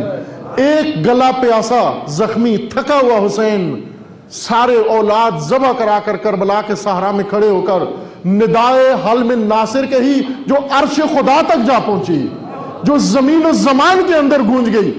اور 1400 سال سے ندائے حسین مٹی نہیں ہے. ایک پیاسے نے حلمن کہا تو 1400 سال سے وہ ندا اج تک باقی ہے. تو پانی پی کے لبیک کہہ رہا ہے, کھانا کھا کے لبیک کہہ رہا ہے, بچے کو ساتھ بٹھا کے لبیک کہہ رہا ہے, اپنی خواتین کو پردے میں بٹھا کے لبیک کہہ رہا ہے, وہ خیمے جلوا کے لبیک کہہ رہا تھا, وہ نہر فرات کے کنارے تشنا بیٹھ کے لبیک کہہ رہا تھا. پانی پی کے تشنے کا جواب اس طرح سے نہیں ہوتا. اگر پانی پی کے تشنے کا جواب دینا ہے تو اس طرح سے جواب دے کہ اگر تشنے کی حلمن 1400 سال سے ختم نہیں ہو رہی تو تیری لبیک عرش خدا تک جا پہنچے اور عرش خدا کی عدالت کو جا کر لرزائے اور اس عدالت خدا کو جوش آ جائے اور شاید تیرے ملک میں رحم ہو جائے اور تجھے بھی خدا وہ عزت دے دے جو تشیع کو عطا کر رہا ہے. بارکہ ہے تشہد کی حالت میں بیٹھو, تشہد کی حالت بنو, دو زانو ہو کر بیٹھو سب. یہ تشہد انقلابی, تشہد حسینی میں بیٹھو, دونوں ہاتھ مٹھی باندھو, دونوں ہاتھ مٹھی باندھ کر, اور نظر میں یہ نہ رکھو کسی خطیب کے سامنے, نظر میں رکھو کربلا ہے, حسین تشنا ہے اور اس کو حلم ناصر کی آواز سن رہے ہو. ذرا کان لگاؤ, کوئی بلا رہا ہے. جب وہ بلا رہا ہے تو پھر دیکھو جو بلا رہا ہے اسے لبیک کہو. دونوں ہاتھ اپنے مٹھی باندھ کر کے فضا میں لہرا کر پورے تن کے ساتھ, پوری طاقت کے ساتھ, روح کے ساتھ, جسم کے ہر خلیے کے ساتھ اور روح کے ہر شعبے کے ساتھ پوری آواز کے ساتھ ملا کر کہو لبیک یا حسین.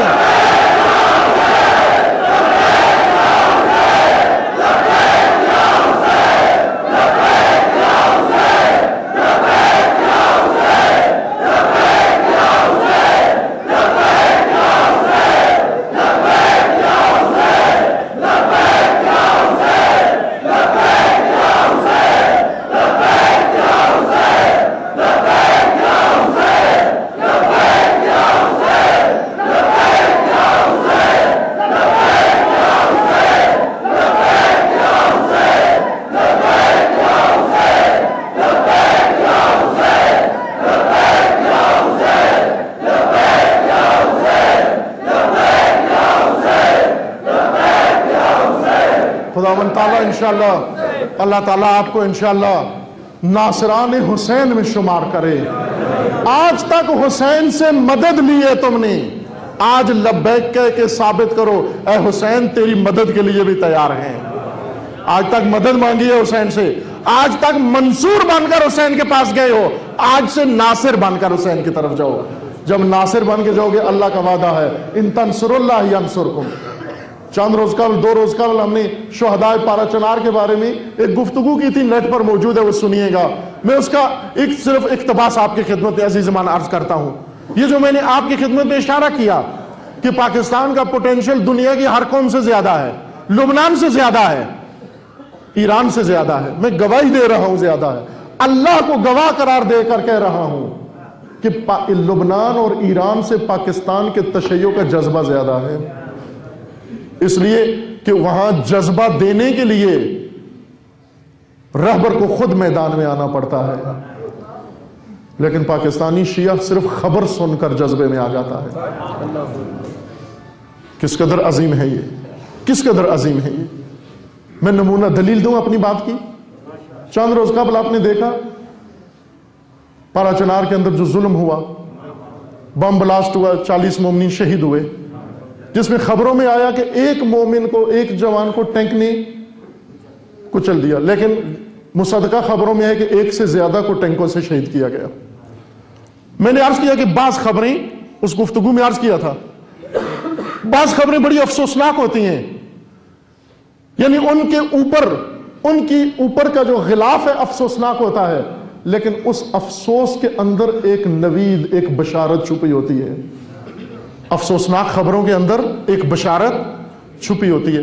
چند روز سے بلکہ مسلسل خبریں آ رہی ہیں کہ آئے دن سعودی عرب میں نکلتے ہیں باہر، مظاہرہ کرتے ہیں، گولی چلتی ہے، شہید ہو جاتے ہیں، اور شہید کے جنازے میں پھر لوگ شریک ہوتے ہیں، پھر گولی چلتی ہے، اس کی تشییع میں اور شہید ہو جاتے ہیں۔ یہ بڑی افسوسناک خبریں ہیں، لیکن ان افسوسناک خبروں کے اندر ایک بشارت موجود ہے۔ وہ بشارت کیا ہے؟ وہ بشارت یہ ہے کہ سعودی عرب حجاز کی سرزمین پر، رسول اللہ کی سرزمین پر، اہل بیت کی سرزمین پر، علی و فاطمہ کی سرزمین پر، حسنین کی سرزمین پر اتنے صدیوں سے تشیع رہا، حسین کرتے رہے، لیکن موت کا ڈر ان کے اندر موجود تھا۔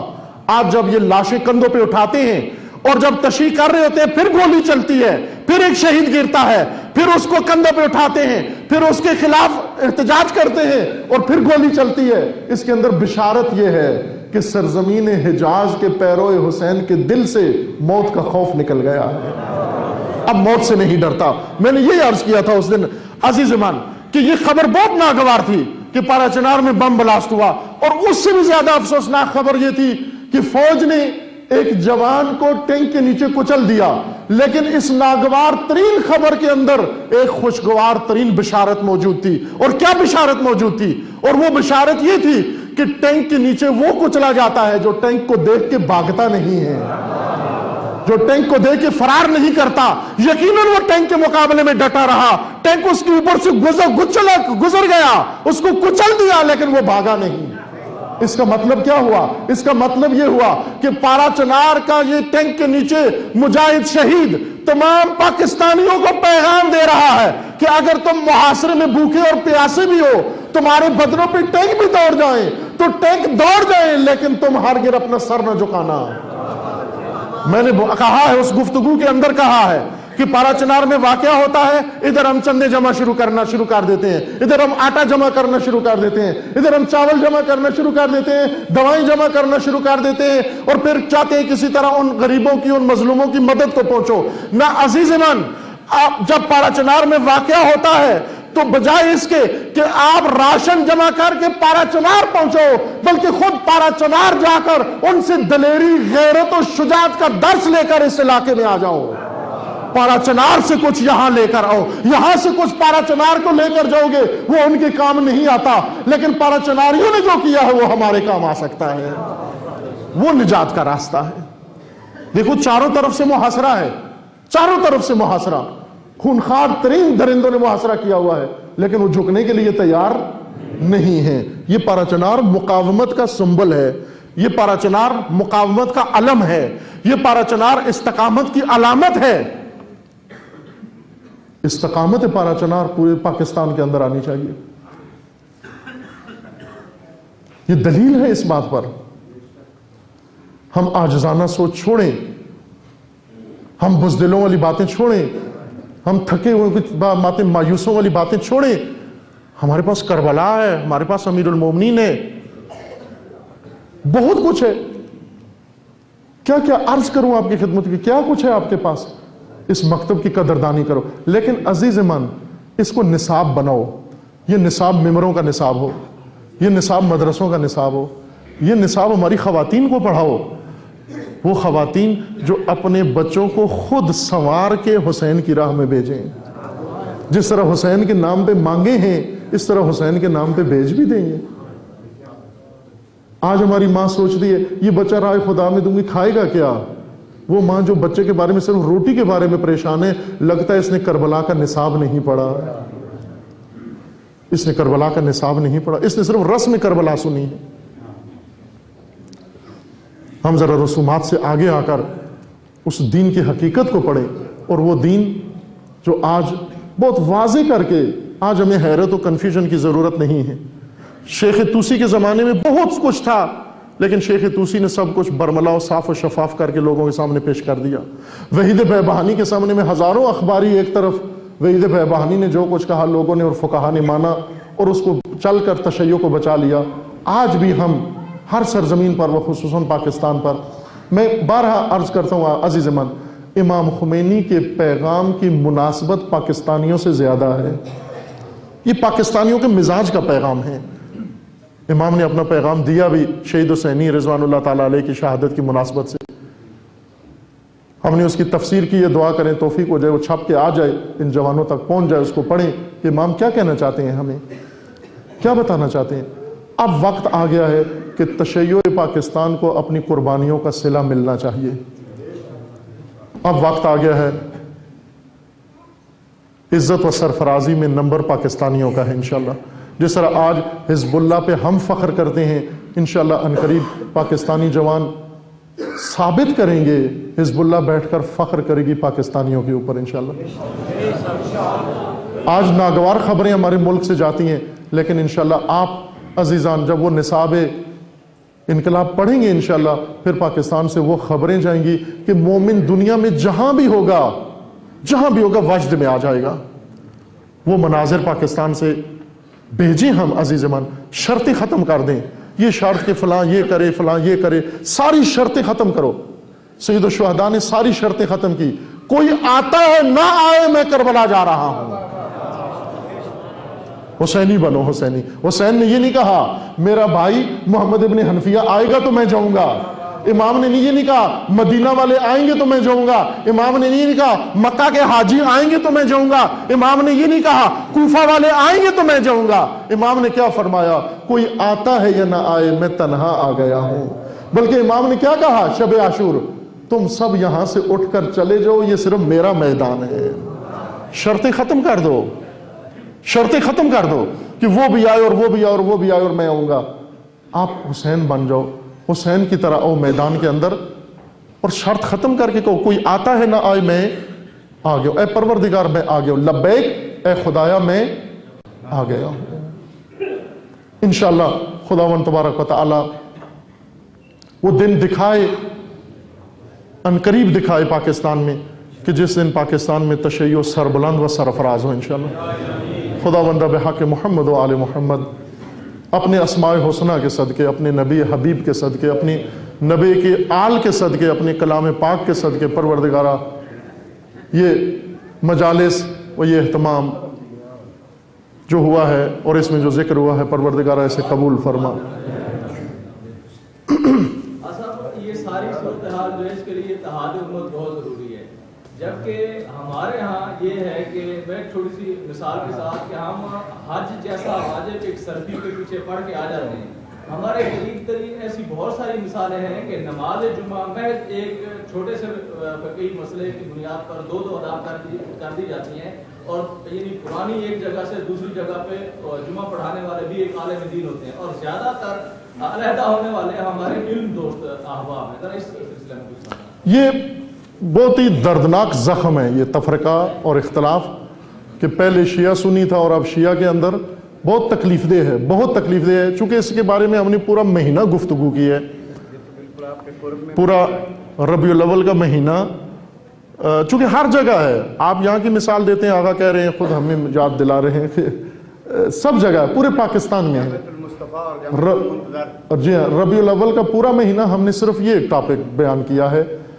یہاں چونکہ وقت ختم ہو گیا اور اختتام پر، پھر کسی وقت فرصت ہو تو یہ اہم موضوع ہے جو آپ نے اشارہ کیا ہے، چونکہ اس کو ایسا سرسری نہیں گزارنا چاہیے کہ میں نصیحت کر دوں کہ متحد ہونا اچھی بات ہے، متحد ہونے کے لیے وحدت کے لیے پورا فارمولہ ہونا چاہیے، عملی راستہ ہونا چاہیے، عملی وحدت کا ایک پورا سلیبس نصاب ہونا چاہیے، وہ پیش کرنے کی ضرورت ہے۔ انشاءاللہ کبھی توفیق ہوئی تو آپ کی خدمت میں عرض کریں گے انشاءاللہ۔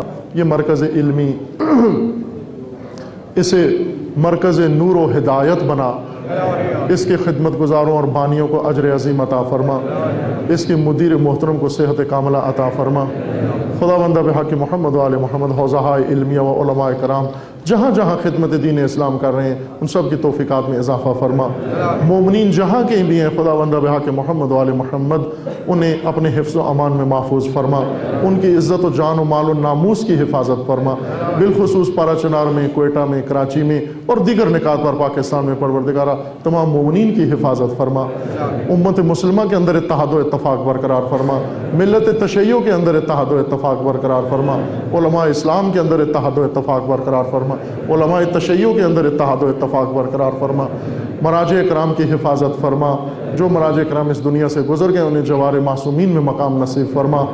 خداوند بحق محمد و آل محمد یہ امتیں جنہوں نے آزادی کی تحریکیں چلائیں انہیں کامیابی و کامرانی نصیب فرما، ملت مظلوم فلسطین کو نجات عطا فرما، مظلومین کشمیر کو نجات عطا فرما، مظلومین بحرین کو نجات عطا فرما، حزب اللہ کو کامیابی نصیب فرما، سید مقاومت کی حفاظت فرما، رہبر معظم انقلاب اسلامی کا سایہ دراز فرما، انقلاب اسلامی کو دشمنوں کے شر سے محفوظ فرما، انقلاب اسلامی کو انقلاب امام زمان سے متصل فرما، مملکت پاکستان کی حفاظت فرما، اس ملک کے اندر امن و امان برقرار فرما، دہشت گردی، فرقہ واریت، فتنہ و فساد و نفاق پھیلانے والوں کو نیست و نابود فرما۔ خداوند بحق محمد و آل محمد اپنے ولی حق ولی اللہ العظم اجل اللہ تعالی فرج و شریف کا جلد از جلد ظہور فرما، ہمیں حضرت کے اعوان و انصار میں سے ہونے کی اعوذ باللہ من الشیطان الرجیم، بسم اللہ الرحمن الرحیم، الحمدللہ والصلاة والسلام علی رسول اللہ وآلہ آل اللہ واللعنۃ الدائمۃ علی اعدائہم اعداء اللہ من یوم عداوتہم الی یوم لقاء اللہ، اما بعد فقال اللہ تبارک و تعالی فی کتابہ المجید و فرقانہ الحمید، اعوذ باللہ من الشیطان الرجیم، لقد من اللہ علی المؤمنین اذ بعث فیہم رسولا من انفسہم یتلو علیہم آیاتہ ویزکیہم ویعلمہم الکتاب والحکمہ وإن كانوا من قبل لفی ضلال مبین۔ صدق اللہ العلی العظیم۔ درود پڑھیے محمد و آل محمد۔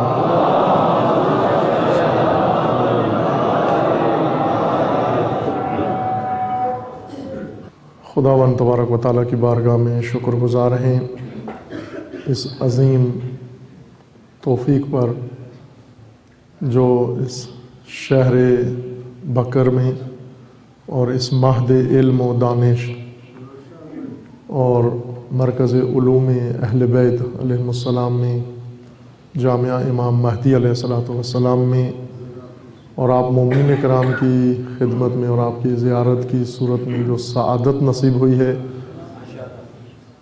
دعا گو ہیں بارگاہ الہی میں کہ خداوند تبارک و تعالیٰ توفیق عنایت فرمائے تاکہ اس بے دست آمدہ فرصت سے ہم بخوبی بہرہ مند ہو سکیں۔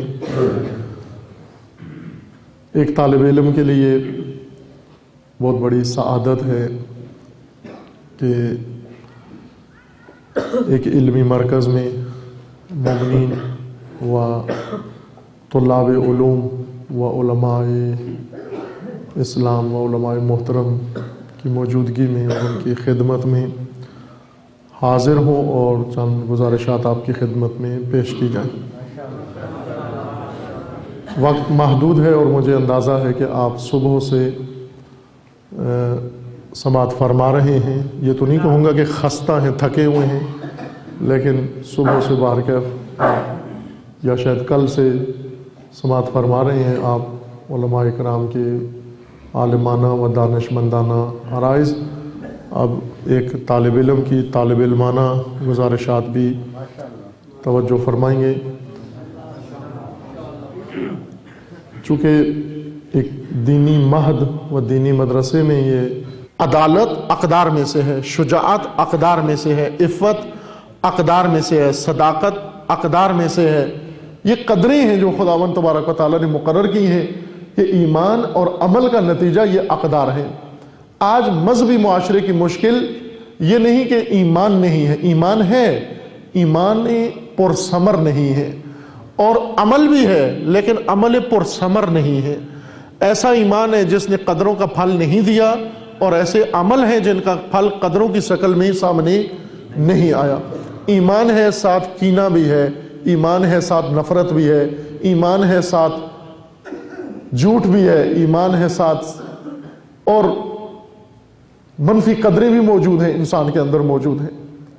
علم اقدار کی ماں ہے، تمام قدریں علم سے پھوٹتی ہیں.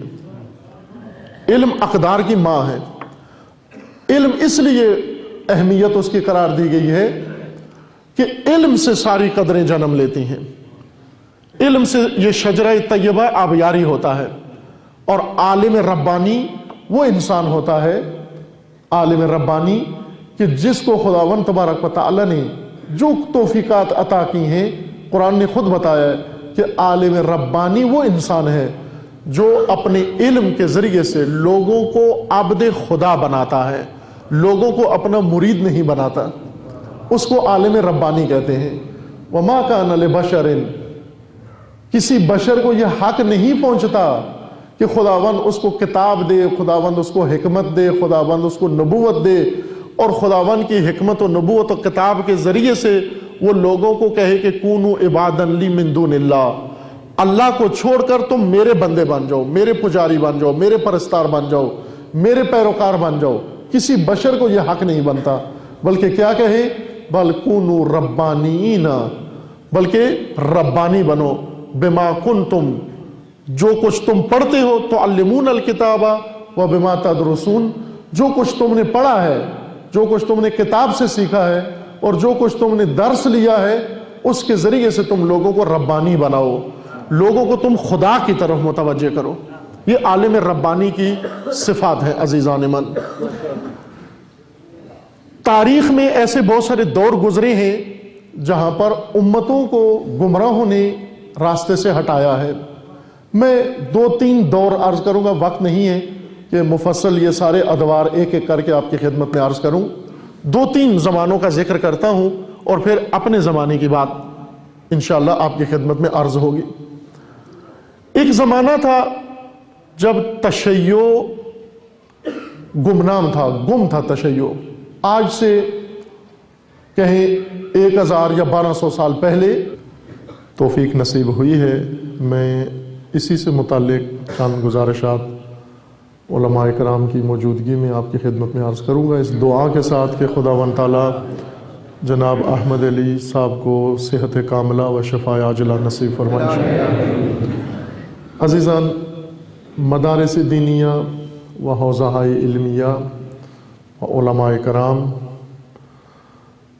ان کا حق اتنا عظیم ہے اس مکتب پر اور اس ملت کے اوپر کہ ہم اگر ساری عمر بھی ان خدام علوم کی زحمتوں کا سپاس و شکر ادا کرنا چاہیں نہیں کر سکتے. ہم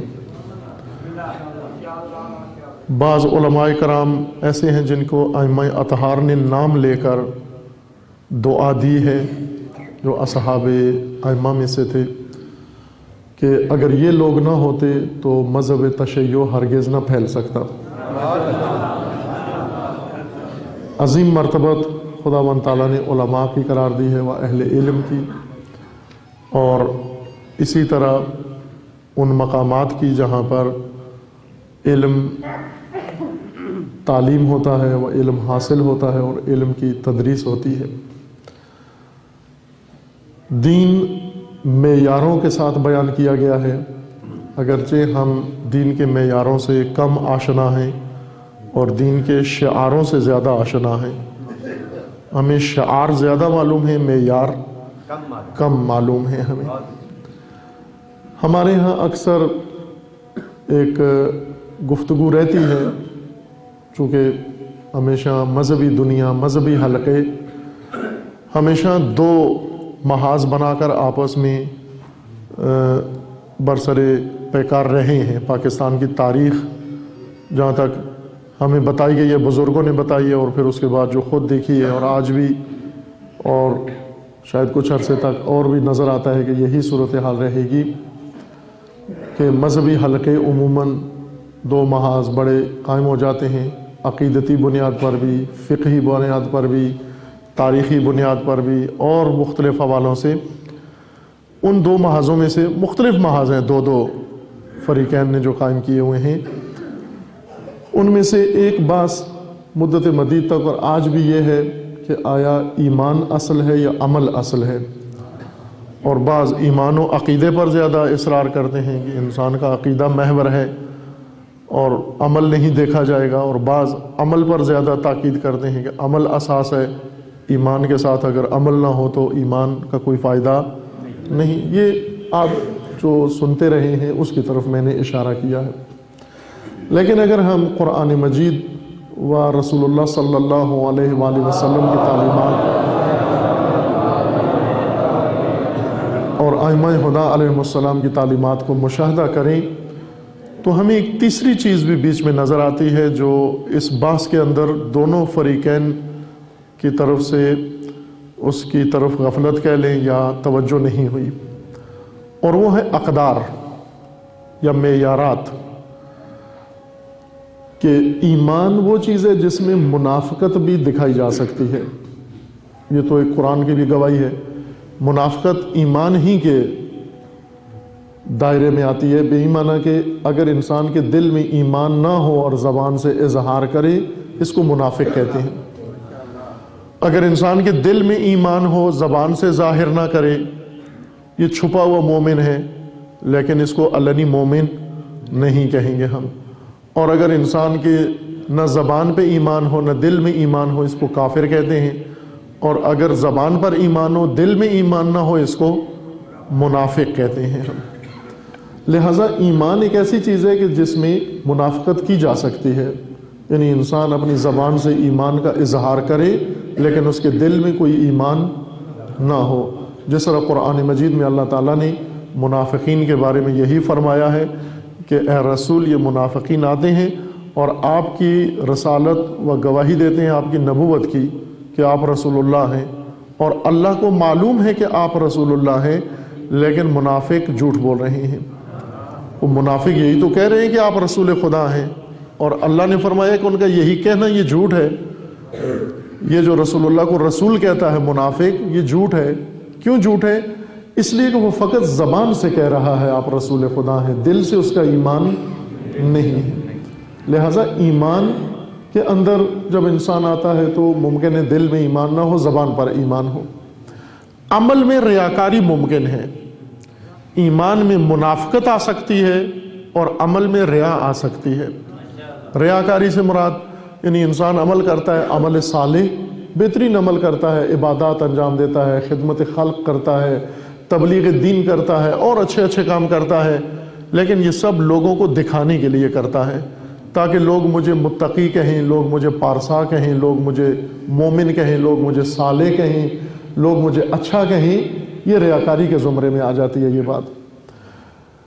اور خداوند تعالیٰ اس چیز کو معیار نہیں قرار دیتا جس کی جعلی شکل بھی بنائی جا سکے، جس کی مصنوعی کاپی بھی بنائی جا سکے، اس کو دین کا معیار نہیں قرار دیا جا سکتا۔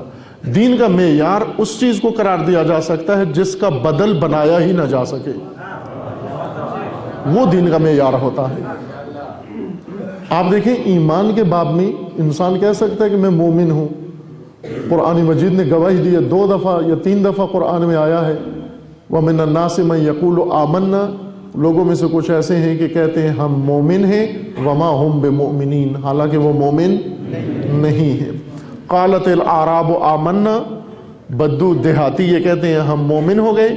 قرآن مجید میں اللہ نے فرمایا رسول نے کہہ دو کہ آپ کے دلوں میں ایمان داخل نہیں ہوا، آپ کہو ہم مسلمان ہو گئے۔ ابھی مومن نہیں ہوئے ہو۔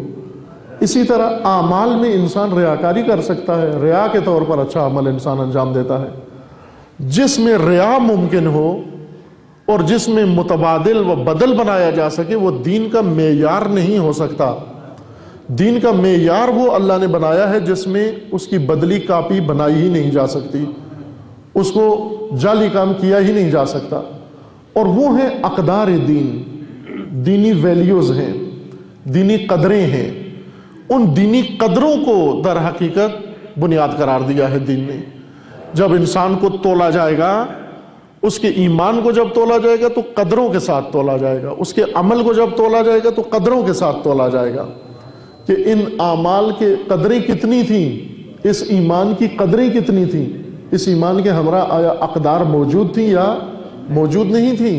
اگر اقدار کے بغیر ایمان ہو منافقت بن جاتا ہے، اگر اقدار کے بغیر عمل ہو تو یہ ریاکاری بن جاتی ہے۔ ریاکار بھی منافق ہی ہوتا ہے لیکن عملی منافق ہوتا ہے، یعنی لوگوں کو دکھاوے کے لیے عمل کرتا ہے حالانکہ دل سے وہ عمل نہیں کر رہا ہوتا ہے۔ دونوں منافق ہیں، ایک اعتقادی منافق ہے، ایک عملی منافق ہے۔